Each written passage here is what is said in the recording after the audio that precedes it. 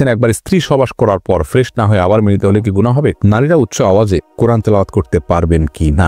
যাদের অল্প দাড়ি তাদের চাপ দাড়ি উঠানোর জন্য কি ওষুধ ব্যবহার করা যাবে? স্টাক মাথায় চুল লাগানো যাবে কিনা? আমি টয়লেটে থাকা অবস্থায় যদি আজান শুরু হয় তখন কি আজান উত্তর দিতে পারি? স্ত্রী মারা গেলে স্বামী গোসল করাতে পারবে? আর কি কি করণীয় আছে স্বামীর জন্য? খাওয়ার সময় ছেলেদের গোপে পানি বা খাবার লাগলে তাকে হারাম হবে? যদি শ্বশুর শাশুড়ির সাথে বনিবনা না হয় তাহলে আলাদা থাকলে কি গুনাহ হবে? মহিলারা যদি অজু করা অবস্থায় কোনো পুরুষ দেখে ফেলে তাহলে কি অজু থাকবে? দাঁত আঁকা বাঁকা সোজা করা যাবে কিনা? মাঝে মাঝে প্রসাবের পর পিচ্ছিল তরল জাতীয় কিছু গেলে কি শরীর বা কাপড় নাপাক হবে? বাজনা ছাড়া নুপুর পরা যাবে কিনা? হাতে তালি দেওয়া কি জায়েজ আছে? অনেকে বলে হারাম। এটা ইসলামের বিধান কি? মেয়েদের কি পশু পাখি জবাই করা জায়েজ আছে? কন্যা সন্তানকে কত বছর বয়স পর্যন্ত মায়ের বুকের দুধ পান করা যায়?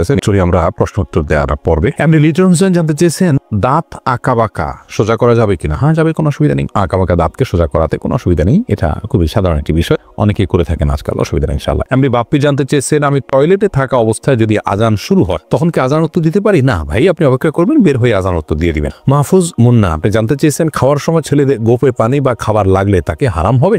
না, এমন কোনো কথা নেই গোপে পানি বা খাবার লাগলে হারাম হয়ে যাবে, এটা জায়েজ নাই। আব্দুল মুমিন জানতে চেয়েছে মহিলারা যদি অজু করা অবস্থায় কোনো পুরুষ দেখে ফেলে তাহলে কি অজু থাকবে? অজু করা অবস্থায় কোনো পুরুষ দেখলে অজু ভাঙবে এমন নয়, তবে সেটা যদি ইচ্ছাকৃত দেখেন তাহলে গুনাহ হবে, অনিচ্ছাকৃত হলে গুনাহ হবে না, কিন্তু এই দেখার সাথে অজু ভাঙার কোনো সম্পর্ক না, অজু থাকবে ইনশাআল্লাহ। শারমিন সোনালী আপনি জানতে চেয়েছেন যদি শ্বশুর শাশুড়ির সাথে বনিবনা না হয় তাহলে আলাদা থাকলে কি গুনাহ হবে? আলাদা থাকলে গুনাহ হবে না, ওনাদের হক যদি মোটামুটি আদায় করা হয়, তাদের যেটুকু প্রয়োজন, আলাদা থাকলে যে গুনাহ হবে এমন কোনো কথা। এমডি নাসির উদ্দিন জানতে চেয়েছেন মাঝে মাঝে প্রসাবের পর পিচ্ছিল তরল জাতীয় কিছু গেলে কি শরীর বা কাপড় নাপাক হবে? যদি শরীরে লাগে তাহলে সেই অংশটা ধুয়ে ফেলবেন, কাপড় লাগলে সেই অংশটা ধুয়ে ফেলবেন, বাস তাহলেই চলবে।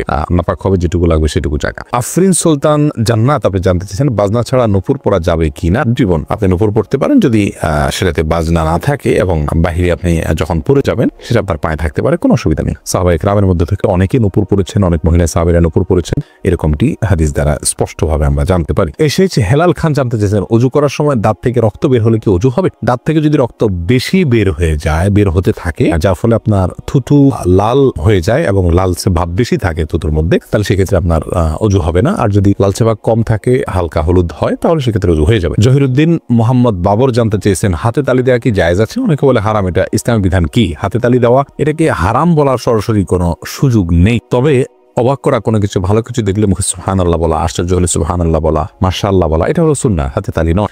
কিন্তু যদি কেউ হাতে তালি দেন তাহলে সেক্ষেত্রে হারাম হয়ে যাবে, এটা মোটেও সঠিক নয়। তামান্না ইসলাম সেতু আপনি জানতে চেয়েছেন মেয়েদের কি পশু পাখি জবাই করা জায়েজ আছে? বোন, অবশ্যই জায়েজ আছে।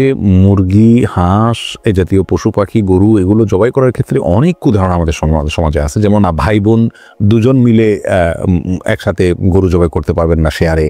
তারপরে আপনার মেয়েরা গরু বা ছাগল বা কোনো পশু জবাই করতে পারবেন না। গোসল ফরজ অবস্থায় গরু ছাগল জবাই করা যাবে না। স্বামী স্ত্রী একজন ধরবেন আর জবাই করলেও করা যাবে না। এরকম নানাবিধ কথা আমাদের সমাজে প্রচলিত আছে, এগুলো সবগুলো ভ্রান্ত ধারণা।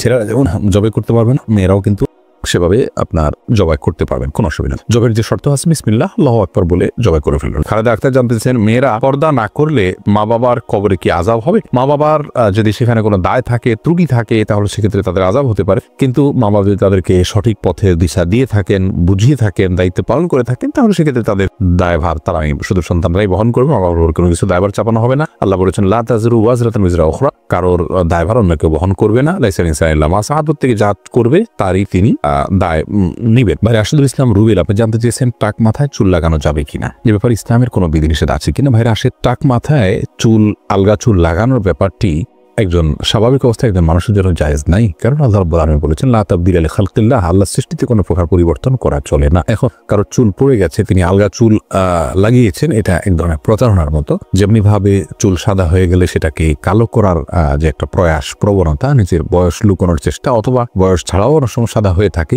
তো এই যে নিজের অবস্থার পরিবর্তন করার চেষ্টা, এই জিনিসটাকে ইসলাম ভালোভাবে দেখে না। অতএব এটাকে স্বাভাবিকভাবে রেখে দেওয়াটাই উচিত এবং এখানে কোনো প্রকার লুকোচুরি করা এটা অনুচিত এবং অসুন্দর। রবিউল ইসলাম জানতে চেয়েছে কোনো কিছুতে পা লাগলে সালাম করা কি জায়েজ? না ভাই, কোনো কিছুতে পাও লাগলে সেখানে হাত দিয়ে সালাম করতে হবে। হাত দিয়ে যদি সালাম হয় না, পা শুয়ে এটাকে সম্মান করে কোনো কথা নেই। কিন্তু আমাদের সমাজ যেহেতু পাও লাগাটাকে অসম্মান মনে করা হয়, এটা ওরফ, আর ওরফের একটা এতেবার এবং গ্রহণযোগ্যতা ইসলামের শরীয়তে আছে, যার কারণে কারোর গায়ে পাও লাগলে সেটা লাথি দেওয়ার সাথে কিছুটা সাদৃশ্যপূর্ণ হওয়ার কারণে আমাদের সমাজ এটাকে দূষণীয় মনে করে, অ্যারাবিয়ানরা দূষণীয় মনে করে না, তারা জন্য পাওয়া লাগলেও এটাকে কিছু মনে করে না। তো আমাদের সমাজে যদি দূষণীয় মনে করা হয়, সেহেতু যার কাছে যার গায়ে পাওয়া লেগেছে তাকে যদি আপনি একটু টাচ করে আপনি আসলে পাওয়া লাগাতে চাননি, হাত লাগাতে চেয়েছেন অথবা শ্রদ্ধা করতে চান, এটা বোঝাতে চান, তাহলে সেটা ঠিক আছে, এটাতে দোষের কিছু নেই। তবে এর মানে এই নয় যে তাকে আপনি সালাম দিবেন। এমডি আব্দুল্লাহ জানতে চেয়েছেন নারীরা উচ্চ আওয়াজে কোরআন তেলাওয়াত করতে পারবেন কি না।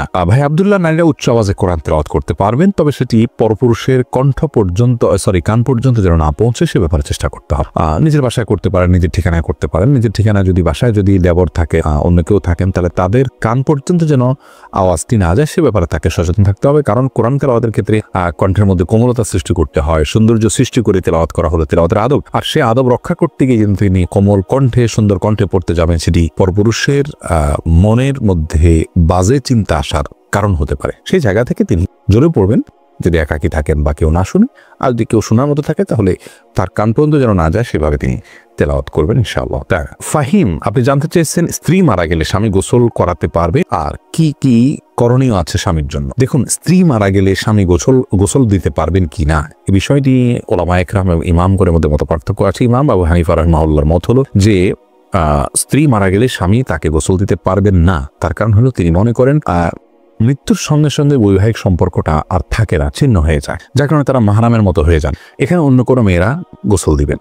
যদিও অন্য ইমামদের অনেকেরই মত হলো যে না, বৈবাহিক সম্পর্ক মৃত্যুর মাধ্যমে ভেঙে যায় না, বরং বৈবাহিক সম্পর্ক তালাক না দিলে সেটি কিয়ামত পর্যন্ত বরং চিরকালের জন্য, অনন্তকালের জন্য এই সম্পর্কটা হয়ে যায়। যার কারণে তাদের দৃষ্টিকোণ হলো যে স্বামী তার স্ত্রীকে গোসল দিতে পারবেন, স্ত্রী তার স্বামীকে গোসল দিতে পারবেন। তো এক্ষেত্রে যদি ভিন্ন কোনো ভালো মহিলা থাকেন যিনি গোসল দিতে পারেন সেটা ভালো, এবং এক্ষেত্রে কোনো অসুবিধা নেই। জোনায়েদ, আপনি জানতে চেয়েছেন যাদের অল্প দাড়ি তাদের চাপ দাড়ি উঠানোর জন্য কি ঔষধ ব্যবহার করা যাবে? ভাই সাইদ জোনায়েদ, ঔষধ ব্যবহার করে দাড়ি উঠানো এটা যদি স্বাস্থ্যের জন্য ক্ষতিকর হয়, ক্ষতিকর হওয়ার কথা স্বাভাবিকভাবে, যদি ক্ষতিকর হয় তাহলে কিন্তু এটা করা জায়েজ নাই। আল্লাহ রাব্বুল আলামিন বলেছেন ওয়ালা তালকু বিআইদিকুম ইলা তাহলুকা, তোমরা নিজেদেরকে ধ্বংসের দিকে, ক্ষতির দিকে ঠেলে দিও না। অতএব এমন কোনো ঔষধ ব্যবহার করা যাবে না যে ঔষধ ব্যবহার করলে আমাদের ক্ষতি হতে পারে। আর যদি কোনো প্রকার ক্ষতি না হয় তাহলে সেক্ষেত্রে দাড়ি গজানোর জন্য তিনি যদি কোনো মেডিসিন ইউজ করেন করতে পারেন, কোনো অসুবিধা নেই। তবে মনে রাখা উচিত আল্লাহ রাব্বুল আলামিন তাকে যেভাবে সৃষ্টি করেছেন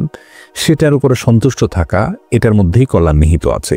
চাপদাড়ি বা গালভর্তি দাড়ি হলে অনেক সুন্দর দেখা যাবে, সন্দেহ নাই, কিন্তু আল্লাহ রাব্বুল আলামিন আমাকে যেভাবে সৃষ্টি করেছেন, আল্লাহর এই ফয়সালায় সন্তুষ্ট হয়ে যাওয়া, এটার ভেতরে কিন্তু এক ধরনের তৃপ্তি আছে, এর মধ্যে এক ধরনের শান্তি আছে। এই জন্য এই ধরনের পথগুলো অবলম্বন না করা ভালো। কিন্তু যদি স্বাস্থ্যের জন্য ক্ষতিকর কিছু না হয় তাহলে করতে পারে, কোনো নিষেধাজ্ঞা নেই। জান্নাতুল ফেরদাউস, আপনি জানতে চেয়েছেন আয়াতুল কুরসি পড়ে হাতের মধ্যে জোরে জোরে 3টা তালি দিলে তালির আওয়াজ যত দূর যাবে ততদূর চোর ডাকাত বা শয়তান আসতে পারবে না, এটা কতখানি সত্যি? বোন জান্নাতুল ফেরদাউস, আয়াতুল কুরসি সম্পর্কে রাসূল করিম সাল্লাল্লাহু আলাইহি সাল্লাম থেকে একাধিক হাদিস বর্ণিত রয়েছে এর ফজিলত এবং মর্যাদা প্রসঙ্গে। তার একটি মর্যাদার বিষয় এও যে যেই বাসায়, যে ভবনে বা যে বাড়িতে বা যে জায়গায় বসে আয়াতুল কুরসি রাতের বেলায় তেলাওয়াত করা হয় সেখানে আল্লাহ রাব্বুল আলামিন চুরি দাড়ি এগুলো থেকে তাদেরকে হেফাজতে রাখেন। অতএব আয়াতুল কুরসির এটি একটি ফজিলত বিশুদ্ধভাবে প্রমাণিত যে সেখানে আয়াতুল কুরসি পাঠ করলে আর চুরি হবে না ওই রাতে। কিন্তু এর মানে এই নয় যে যেমনটা আপনি বলেছেন যে 3বার তালি দিতে হবে, তারপর তারের আওয়াজ যতদূর যাবে ততদূর আপনার প্রোটেকশনে চলে আসবে, এরকম কোনো কথা কোনো বিশুদ্ধ হাদিসে বর্ণিত হয়েছে বলে আমাদের জানা নেই। আব্দুল হামিদ রিপন জানতে চেয়েছেন একবার স্ত্রী সবাস করার পর ফ্রেশ না হয়ে আবার মিলিত হলে কি গুনাহ হবে? কোনো গুনাহ হবে না, তবে মাঝে যদি অজু করে নেওয়া যায় তাহলে সেটা সুন্নাত আদায় হবে, আর না করলেও গুনাহ হবে না।